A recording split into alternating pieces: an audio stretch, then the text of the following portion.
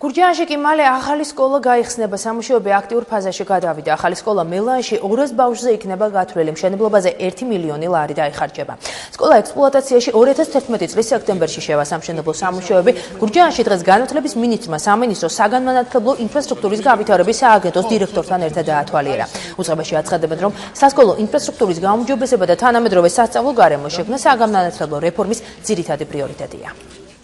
6 წლის განმავლობაში ბავშვებს არ ჰქონდათ სკოლა და ისინი დადიოდნენ საბავშვო ბაღის შენობაში, სხვადასხვა ადმინისტრაციულ შენობებში და უკვე 15 სექტემბერს 2011 წელს ისინი შევლენ ახალ თანამედროვე სტანდარტებით აშენებულ საჯარო სკოლაში, სადაც ექნება ყველა პირობა იმისათვის, რომ მიიღონ ძალიან კარგი განათლება. Მიმაჩნია, რომ ახალი სკოლა ინფრასტრუქტურის თვალსაზრისითაც კარგი ობიექტი იქნება და ის პრობლემებიც მოხსნილი იქნება, რაც ამ სოფელს ჰქონდა. ძალიან სასიამოვნოა, რომ ჩვენი მოლოდინი გამართლდება და აგვისრულდება ოცნება. ყველა ერთად ვისწავლით.